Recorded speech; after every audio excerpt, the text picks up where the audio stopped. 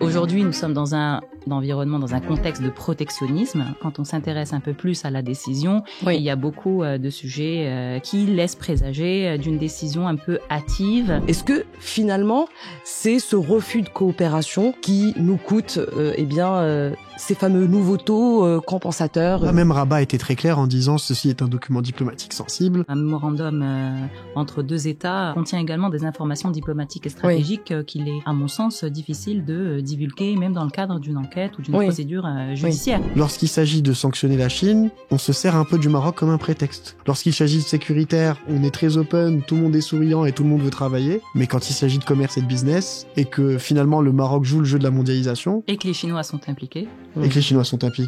Ça devient autre chose. C'est clairement un sujet de souveraineté. Aujourd'hui, le Made in Morocco a besoin d'attirer, pour le développer, on a besoin d'attirer des industries à forte valeur ajoutée. Il y a le côté double jeu. Et c'est ça qui est complètement paradoxal. Par exemple, Dicastal, qui est installé à Kénitra, est installé à seulement quelques kilomètres de l'usine PSA, dans la même zone commerciale, bénéficie des mêmes aides, des mêmes avantages, mais il y a une entreprise qui est sanctionnée et l'autre qui est célébrée comme une championne de la collaboration euro-méditerranéenne. Et c'est incroyable de se dire ça, en fait. Avons-nous le choix, justement, de sortir, de s'extraire peut-être de ce rapport de force? Nos relations sont multidimensionnelles et donc il faut les prendre pour tout ce qui va avec, le sécuritaire, la migration, les échanges économiques. L'Europe mène un peu une guerre commerciale contre la Chine. Donc aujourd'hui, ceux qui sont taxés indirectement à travers la taxation du Maroc, ce sont les Chinois. Même les Européens, au final, ne sont pas capables de fabriquer leurs propres batteries. L'Europe demande au Maroc ce qu'elle ne peut elle-même pas faire. Au-delà de la discussion économique, pour moi, c'est plus un sujet diplomatique. C'est quelle est la place qu'aura le Maroc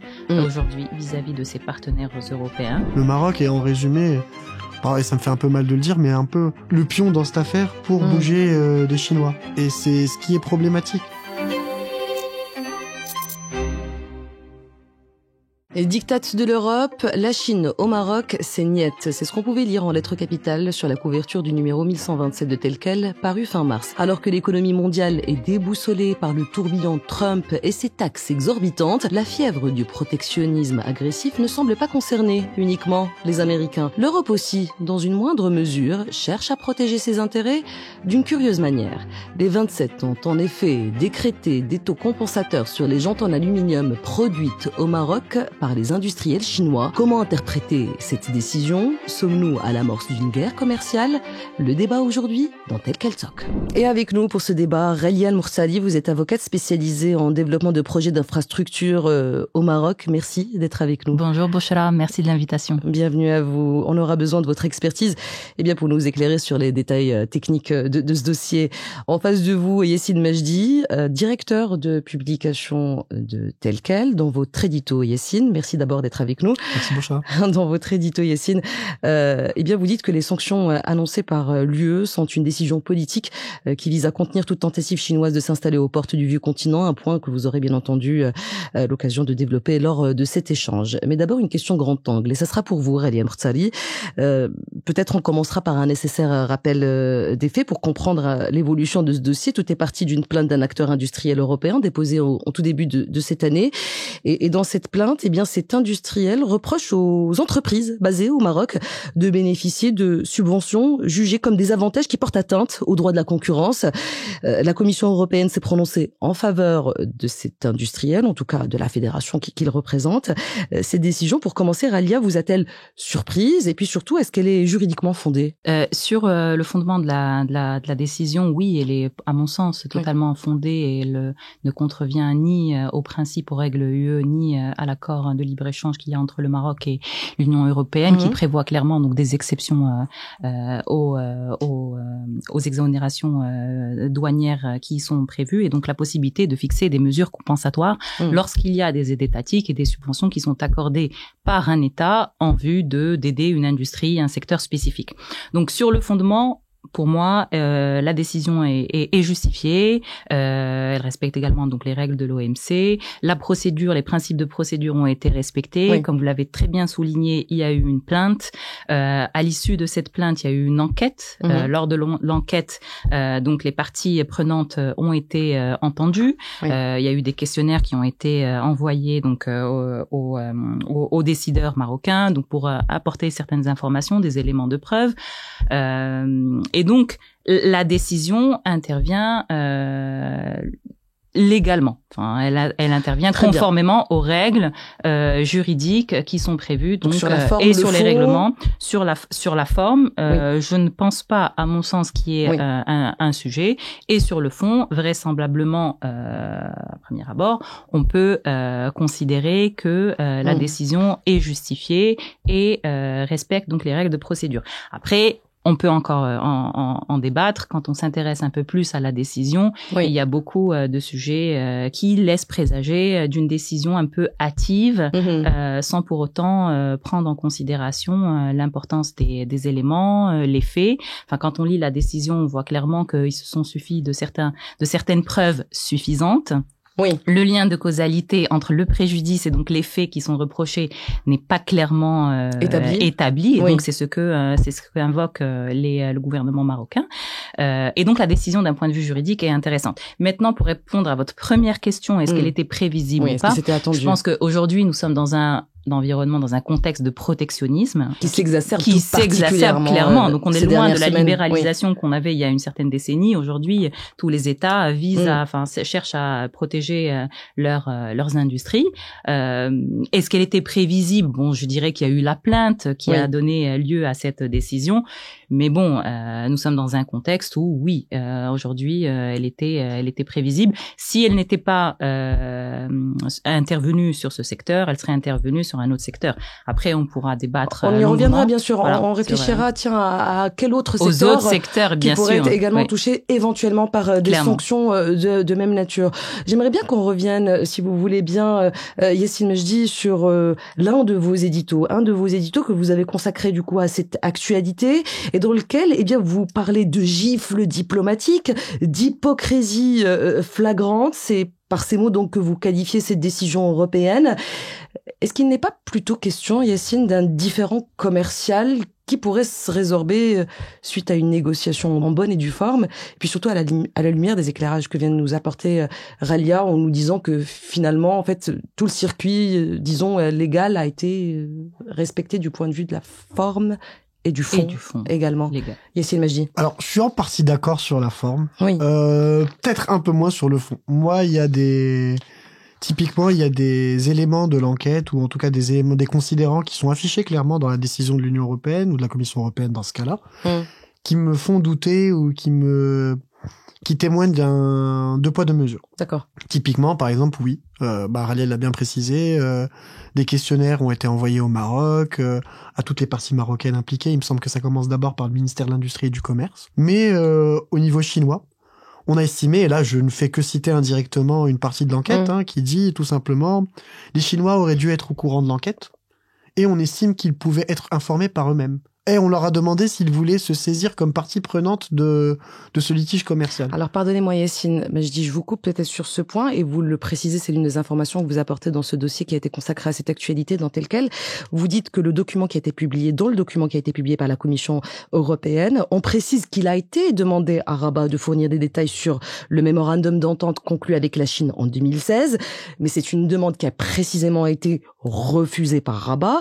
Est-ce que finalement, c'est ce refus de coopération qui nous coûte ces fameux nouveaux taux compensateurs qui s'appliquent désormais? Je ne pense pas, parce que ce refus de coopérer s'applique à un domaine particulier qui est l'accord de coopération Maroc-Chine, où là, même Rabat était très clair en disant ceci est un document diplomatique sensible, et donc il faudrait d'abord consulter la partie chinoise et avoir l'autorisation de la partie chinoise pour le dévoiler.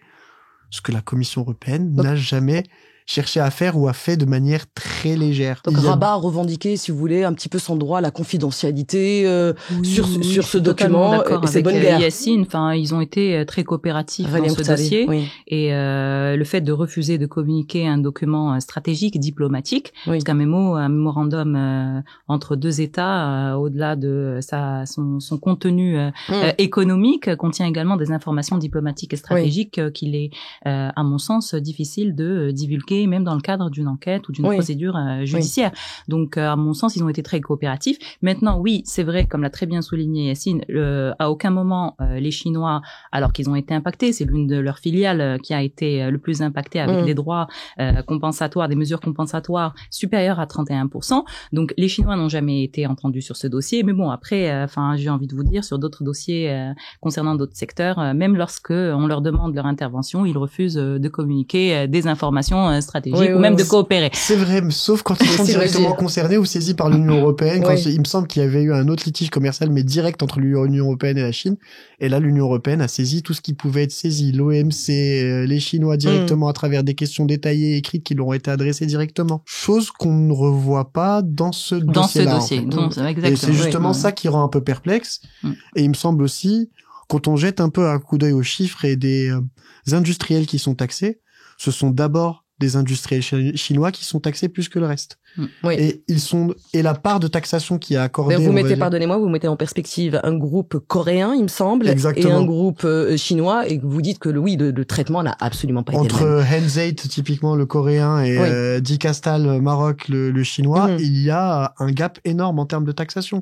Et même quand on va jeter un coup d'œil, qu'on découpe la taxation pièce par pièce, en fonction des justifications qui ont été données, on comprend rapidement que c'est tout ce qui est imputé à la partie chinoise et sur laquelle la Commission européenne n'a eu aucune réponse, qui est davantage taxé que ce qu'on reproche au Maroc, en fait, qui représente une part infime d'imposition ou des taxes douanières supplémentaires qui ont été mises en place. Mais est-ce que ce n'est pas exagéré, d'après vous, Yassine Mejdi, et je reviens sur ce qualificatif gifle diplomatique, hypocrisie flagrante, vous parler d'une éventuelle amorce d'une guerre commerciale, est-ce que c'est raisonnable ou est-ce que c'est pas trop alarmiste comme lecture des faits? Non, alors la gifle diplomatique, j'y reviens tout simplement, oui, parce que on parle de la Commission européenne. C'est la Commission européenne qui a pris cette décision, en tout cas qui l'a publiée. Et la Commission européenne, c'est aussi une instance qui, par exemple, lorsqu'elle doit traiter avec le Maroc sur d'autres dossiers comme la migration, le sécuritaire, ou des accords de pêche, par exemple, qui sont très avantageux pour l'Union européenne, d'ailleurs, et qui ont une consonance particulièrement diplomatique pour le Maroc. Sur ça, la Commission européenne veut jouer le jeu et considère le Maroc comme un partenaire clé stratégique. Or, lorsqu'il s'agit de sanctionner la Chine, on se sert un peu du Maroc comme un prétexte. D'où le fait, en tout cas moi, ce que j'estime être une gifle après. Oui, bien sûr. Ce n'est que mon humble opinion, mais effectivement, il y a un peu ce côté double jeu. Lorsqu'il s'agit de sécuritaire, on est très open, tout le monde est souriant et tout le monde veut travailler. Mais quand il s'agit de commerce et de business, et que finalement le Maroc joue le jeu de la mondialisation... Et que les Chinois sont impliqués. Ça devient autre chose. Alors, ce dossier, Ralia El-Murtsali, pose la question des politiques qui sont mises en place pour favoriser les investissements étrangers et booster l'industrie, notamment par des subventions, des exonérations fiscales. L'UE, donc, je le disais, estime que le Maroc octroie des subventions injustes. D'où ma question pour vous, Ralia El-Murtsali. Je rappelle que vous êtes avocate spécialiste en développement de projets d'infrastructure au Maroc.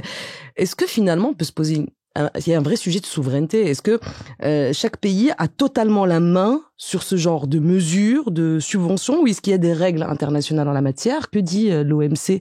Est-ce qu'il y a, on peut nous imposer justement, de limiter certaines mesures encourageantes pour les industriels et pour consolider notre tissu local? C'est clairement un sujet de souveraineté. Vous allez voir que même par le passé, d'autres États et l'Union européenne sont les champions dans les aides publiques, les aides étatiques, les subventions pour développer certains secteurs. Les États-Unis aussi ont mis en place certaines subventions pour favoriser le développement de certains secteurs. En 2022, je pense au Inflation Reduction Act qui a été mis en place aux États-Unis, qui a eu pour répondant la mise en place du Net Zero Zero Industry Act en Europe. Il y a également le Repower EU qui est mis en place par l'Europe pour développer donc le secteur du renouvelable. Moi, je vois aujourd'hui mon cabinet, on travaille principalement dans des projets, dans le développement de projets énergétiques. Et oui, ces projets ont besoin d'aide, de subventions, de conventions, de partenariats stratégiques qui sont signés par des États. Hein. Je vous rappelle juste les conventions qui ont été signées par Total récemment. On parle d'allocation de foncier à des prix très bas dans la décision en question.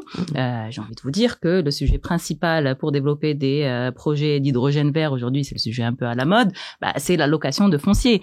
Si on parle aujourd'hui des projets qui ont été développés par le passé, si on prend l'exemple de Renault, l'exemple de Stellantis, ces projets ont bénéficié, tout comme les projets qui sont aujourd'hui l'objet de cette décision, des mêmes avantages.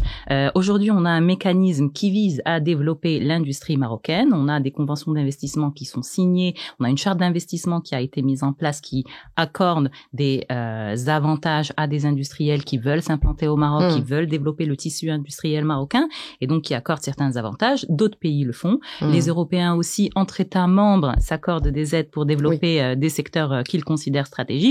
Donc oui, ce sont des sujets de souveraineté. Je pense qu'aujourd'hui, le Made in Morocco a besoin d'attirer, enfin pour le développer, on a besoin d'attirer des industries à forte valeur ajoutée. Et pour ce faire, on a besoin de ces subventions. Je pense aussi que les subventions ne sont pas, à mon sens, exagérées. Le foncier qui est accordé ici, enfin on mettait en cause l'allocation de foncier à un prix assez bas. On peut pas comparer un foncier dans une zone d'accélération industrielle au Maroc à un foncier en territoire européen. Enfin, quand on voit aujourd'hui, encore une fois, je réfléchis par analogie à ce que je fais au quotidien, donc développer des projets renouvelables. On a besoin de foncier pour faire du solaire ou de l'éolien. Le foncier au Maroc ne coûte pas le même prix que le foncier dans le sud de la France. Et donc forcément, le coût est différent.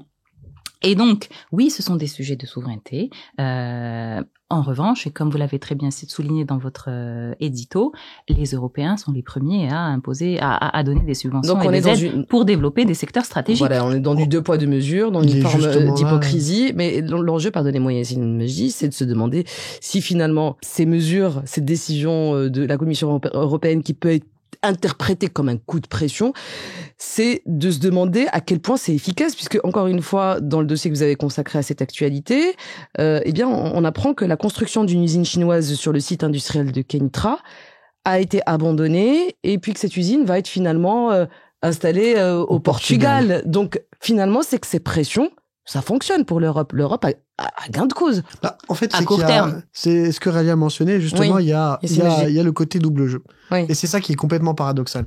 C'est de se dire que, par exemple, Dick Astal, qui est installé à Kenitra, est installé à seulement quelques kilomètres de l'usine PSA. L'usine PSA qui a bénéficié des mêmes avantages. Qui est une entreprise européenne, filiale Stellantis, maintenant qui est sous le groupement Stellantis.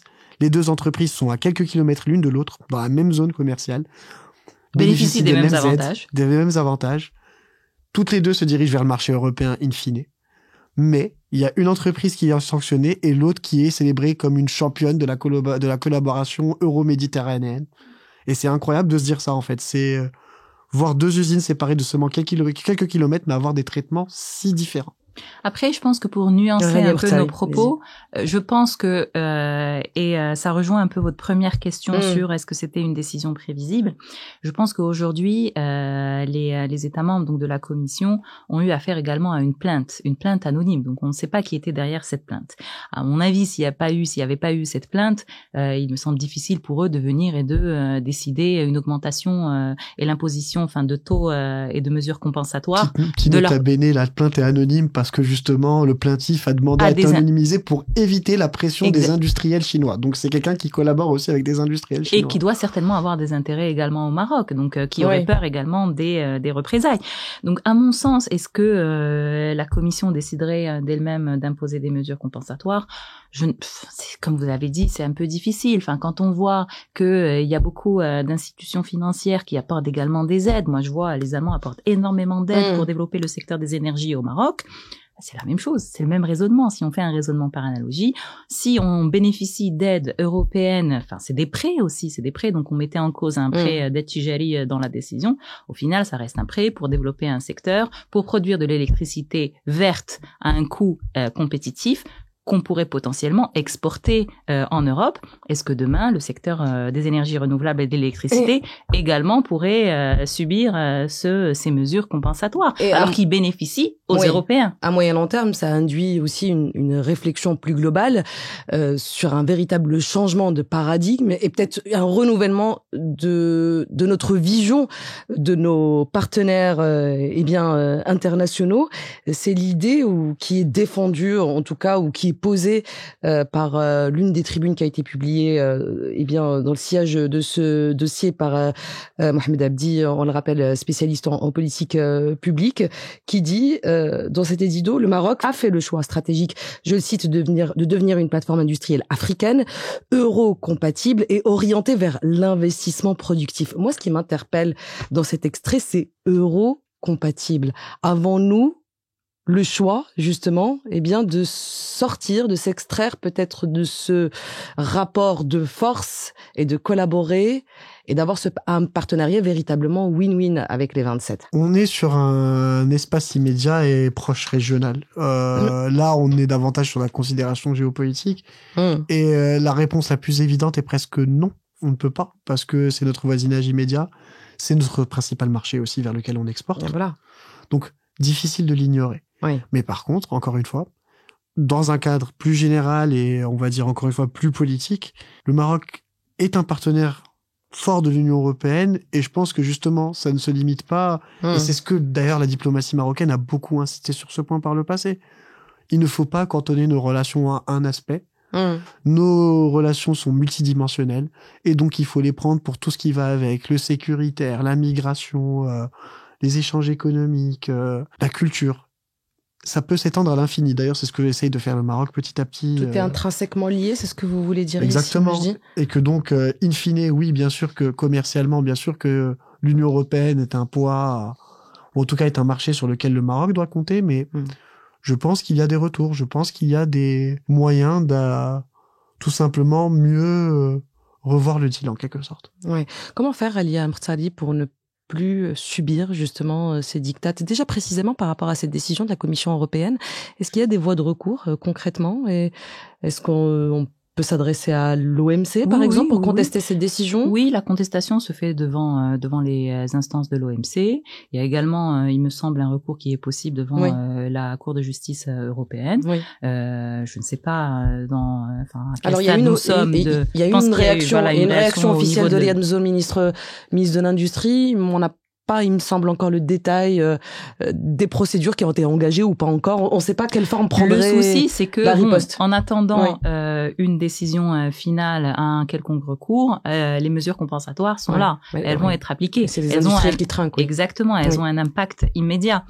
Maintenant, moi, ce que je vois pour faire suite donc à ce que vous disiez, Yacine, aujourd'hui, on est un partenaire stratégique de l'Europe. L'Europe est notre premier allié commercial. Maintenant, l'Europe mène un peu une guerre commerciale contre la Chine. Donc aujourd'hui, ceux qui sont taxés indirectement à travers la taxation du Maroc, ce sont les Chinois. Alors là, pardonnez-moi, Raya Mrtsali, je vais vous couper. Mène une guerre à la Chine, oui et non, dans le contexte actuel, avec la salve justement de taxes exorbitantes infligées par Donald Trump, dans sa politique un peu, jugée totalement irrationnelle. Eh bien oui, l'Union européenne, les 27 sont aujourd'hui en recherche de nouveaux alliés de poids et tente de se rabibocher un peu avec la Chine. Il y a eu la visite récente de Pedro Sánchez, Premier ministre espagnol en Chine, qui en a surpris plus d'un à l'issue des déclarations des uns et des autres au niveau des hauts responsables. Et la Chine qui disait clairement, oui, pour contrer Donald Trump, peut-être qu'on devrait, nous, Chine et Europe devraient se rapprocher. Il y a peut-être aussi un changement J'apprécierais ces éléments avec beaucoup de prudence, parce que je pense que il faudrait voir un peu dans l'immédiat quelles seront les conséquences de tels agissements, notamment vis-à-vis des Américains. L'actualité, ces taxes sont particulièrement volatiles. Voilà, et l'actualité change très rapidement en ce moment. Donc, attendons de voir un peu quelle serait la réaction des Américains suite à ces annonces, ces visites. Maintenant, moi, ce que je vois en général de la part des pays européens, c'est l'idée de limiter les investissements chinois sur leur territoire. Je lisais récemment lors d'une conférence, on aurait dit qu'on refuserait que le Maroc soit le cheval de Troie des Chinois. Alors merci, j'allais précisément y revenir. C'est insulter la diplomatie marocaine en pensant que nous ne sommes qu'un cheval de Troie. Au contraire, moi je pense qu'aujourd'hui le Maroc veut développer son industrie et donc tant avec ses alliés européens, ce sont des alliés stratégiques historiques, mais également avec de nouveaux partenaires. Donc, il y a les partenaires du Moyen-Orient, il y a les partenaires chinois, il y a les partenaires africains, il y a les partenaires américains et sud-américains. Donc, aujourd'hui, nous sommes dans une diversification de notre écosystème économique, commercial, international. Et ça se développera petit à petit dans le futur. Le fait qu'il y ait eu ces mesures compensatoires qui ont été mises en place, certes, ça aura un impact direct, rapide sur les ventes, sur la métallurgie, l'industrie de la métallurgie au Maroc. Maintenant, combien ça représente en termes économiques chiffrés du tissu économique industriel marocain qui est exporté vers l'Europe, je pense que ça reste quand même assez minime. Maintenant, est-ce que dans le futur, on aura d'autres mesures qui vont être appliquées? Seul le futur nous dira. Et merci pour la perche. Nous ne sommes pas un cheval de Troie, vous avez dit, Ali Mortali. Et clin d'œil spécial à celui qui a prononcé cette phrase, c'est Jacques Attali, essayiste, économiste, dont on dit qu'il a l'oreille des dirigeants européens et pas que. Et il était de passage, tiens, et d'ailleurs vous vous êtes attardé sur cette séquence aussi, Yassine Majdi, était de passage au Maroc fin mars, il me semble.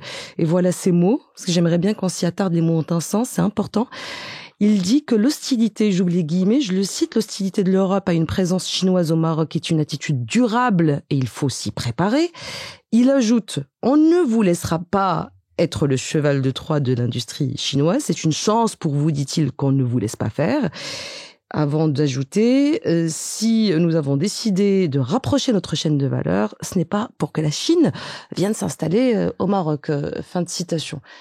Séquence plutôt lunaire, Yassine Majdi. Séquence un peu lunaire, effectivement, qui avait lieu, je pense, lors d'un tour organisé par le cabinet de conseil PwC, qui a choqué d'ailleurs pas mal de responsables présents sur place, parce que je crois que c'était le jour de la présentation d'un rapport sur le patronat qui a été présenté à PwC. Et donc, en guest star, on avait Jacques Attali avec ses propos un peu lunaires. Mais le pire, c'est que même à ce moment-là, on va dire qu'il y a des responsables marocains, ou en tout cas des patrons d'entreprises marocains, qui ont tenté de, on va dire, relativiser, calmer la chose, ou même tenter d'engager un dialogue avec Jacques Attali. Notamment l'un d'entre eux qui disait, mais écoutez, je résume le propos, ce n'est pas de la citation pure et dure, mais en résumé, écoutez, on a fait le pari de la batterie chinoise, comment on peut faire face à ça? Maintenant, le pari est déjà engagé. Réponse de Jacques Attali, un peu choquante, qui dit, vous n'avez qu'à le faire vous-même. Ok. Ce qui témoigne, en fait, d'une méconnaissance autant de, peut-être malheureusement, de Jacques Attali, du secteur de la batterie en Europe. Ah oui, on parle forcément de terres rares et on sait que la Chine en est le principal pourvoyeur. Et aussi, un des principaux, en tout cas, oui. Des partenariats qui ont été mis en place avec le Maroc. On a une gigafactory qui est en train de se mettre en place, il me semble, du côté de Jean Flasfad. Et surtout, côté européen, tout simplement, on a le champion de la batterie, qui, il me semble, c'est une entreprise suédoise qui s'appelle Northvolt, et qui tout simplement vient de déclarer faillite le mois dernier, après avoir reçu des millions et des millions d'aides européennes. Donc même les Européens au final ne sont pas capables de fabriquer leurs propres batteries, ou même de faire la compétition, de jouer la compétition et d'être au même niveau que les Chinois. Donc in fine, et c'est là où on revient au double standard un peu, c'est que l'Europe demande au Maroc ce qu'elle ne peut elle-même pas faire. On peut raisonner également par rapport au secteur de l'énergie. Enfin, si vous voulez de l'énergie pas chère, vous faites des projets vertes et pas chers. Vous avez comme solution le solaire ou l'éolien.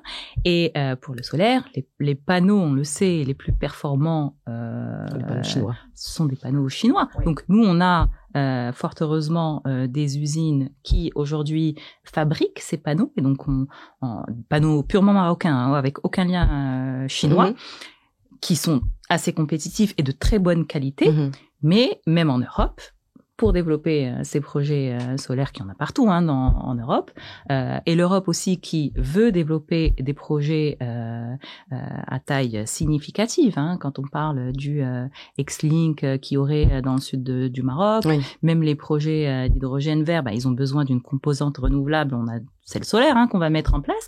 Ces panneaux, ils vont venir d'où? Ils vont venir de Chine, principalement parce qu'aujourd'hui, ce sont les panneaux qui ne sont pas, qui restent les plus compétitifs et les plus performants. Même les États-Unis de Donald Trump est consciente que la Chine est un partenaire indispensable quand on voit un petit peu le jeu de taxes qui ont été imposés et justement par l'administration Trump et puis des rétropédalages à répétition. Et donc c'est pour ça que je disais tout à l'heure, ce serait intéressant. Donc je pense que pour moi, cette décision est une décision isolée. Elle ne concerne que les jantes aluminium. Il serait intéressant de voir si dans le futur, compte tenu des intérêts des Européens liés à d'autres secteurs, on aura dans le futur des décisions plus ou moins similaires. Je ne sais pas. Elle pourrait concerner quel secteur, Ralia Mrtsari? Typiquement, tous les secteurs industriels. Enfin, aujourd'hui, vous avez l'énergétique, le solaire, vous venez de le dire. L'énergie. Pour moi, le prochain secteur qui serait impacté, c'est le secteur énergétique. Aujourd'hui, compte tenu de la situation géopolitique européenne suite à la guerre en Ukraine, la situation avec la Russie, l'Europe a besoin d'énergie, une énergie à bas coût. L'énergie coûte très cher en Europe. Il se dirige vers où? Il se dirige vers le Maroc, également pour avoir cette énergie renouvelable, puisqu'on est dans une stratégie de transition énergétique pour rendre les projets plus verts. Et donc, investir dans le Maroc, et les Européens investissent énormément dans le Maroc, donc sans pour autant citer tous les projets qui ont eu lieu, qui ont été développés ou qui seront développés dans le futur au Maroc. Les investissements européens dans ce secteur sont énormes. Enfin, même les gouvernements investissent. Je citais tout à l'heure les Allemands. Les Allemands investissent énormément pour développer à travers la KfW. Il y a un fonds, c'est le PTX, pour développer les projets d'hydrogène vert. C'est de l'argent, ce sont des subventions qui sont mises ici au Maroc pour développer ce secteur. L'Europe et la Chine en rivalité au Maroc, ça on l'a très bien compris. Peut-être vous disiez, Ralia, à l'instant, des décisions de la Commission européenne de même nature qui pourraient impacter d'autres secteurs. Et le sujet concrètement aujourd'hui, c'est comment anticiper l'ensemble de ces décisions et comment le Maroc pourrait anticiper ça, s'y préparer, peut-être mieux défendre ses intérêts. Ralia Mrtsari, puis Yassine Majdi, dites-moi. Je pense que là, dans un premier temps, c'est un coup dur pour l'industrie et l'économie marocaine, parce que donc il nous faut un certain temps d'adaptation pour voir comment on pourra riposter, comment on pourra faire en sorte de protéger nos intérêts économiques et notamment nos exportations vers l'Europe et nos relations économiques avec les Chinois, de sorte à ne pas priver le Maroc d'investissements chinois. Vous disiez tout à l'heure qu'il y aurait une autre usine de Dictat qui aurait été, dont le projet aurait été annulé au profit des Portugais. Je pense que c'est un coup dur. Maintenant, il faut, comme tout coup dur, un peu de temps pour s'en remettre.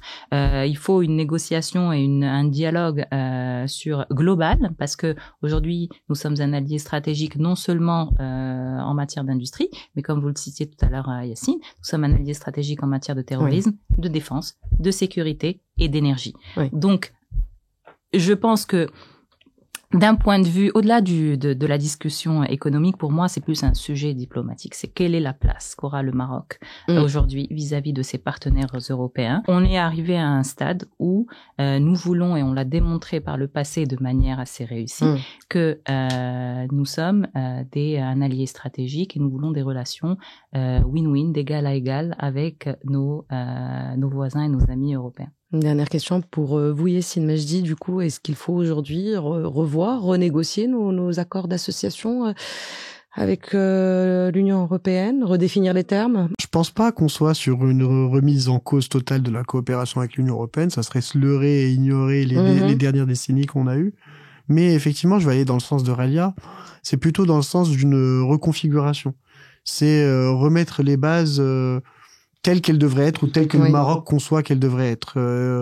Tout simplement dans l'idée de parler à égal, tout simplement de ne pas se servir du Maroc comme interface pour attaquer un autre acteur, qui est l'acteur chinois. Parce que, encore une fois, c'est ce qui transparaît à travers cette décision, c'est une remise en cause constante de l'aide chinoise ou de la supposée aide chinoise accordée aux entreprises chinoises à travers le Maroc. Le Maroc est en résumé, et ça me fait un peu mal de le dire, mais un peu le pion dans cette affaire pour bouger les Chinois. Et c'est ce qui est problématique. Ce n'est pas quelque chose que l'on attend, justement, d'un côté européen, de notre perspective, du partenaire stratégique ou de l'allié stratégique qui est l'Union européenne dans son ensemble. Et aujourd'hui, dans le cadre dans sa souveraineté totale, le Royaume du Maroc a raison de réfléchir d'abord à ses intérêts. Et donc aujourd'hui, son intérêt est d'avoir des relations économiques, commerciales avec plusieurs partenaires, non pas uniquement le partenaire européen. Et je dirais que cette décision peut être considérée comme un mal pour un bien, pour forcer nos décideurs à développer de manière plus importante des partenariats avec d'autres régions. Donc on a le Moyen-Orient, on a le Sahel, on a l'Afrique subsaharienne, l'Asie, l'Amérique, de sorte à diversifier nos partenaires et garder toujours nos intérêts en priorité. Ça sera le mot de la fin. Merci beaucoup Ralia Mrtsali d'avoir accepté notre invitation. Je rappelle que vous êtes avocate spécialiste en développement des infrastructures au Maroc et en face de vous, c'était Yacine Mejdi. Merci Bouchra. Directeur de publication de Tel Quel. Merci d'avoir été avec nous. Et je le disais en tout début de cet épisode, Tel Quel dans son numéro 1127, paru fin mars, a consacré un long dossier détaillé à cette actualité, dossier que vous pouvez évidemment consulter sur telquel.ma. N'hésitez pas à vous abonner. C'est la fin de ce numéro Tel Quel Talk. Merci à l'équipe en coulisses, Manal Zainabi, responsable du pôle audiovisuel, Adam Harshawi, Iman Saïdi et Leila Belhati à la réalisation et la production également. Merci à vous pour votre fidélité. Merci d'être de plus en plus nombreux à suivre ce rendez-vous. À bientôt pour un nouveau numéro de Tel Quel Talk.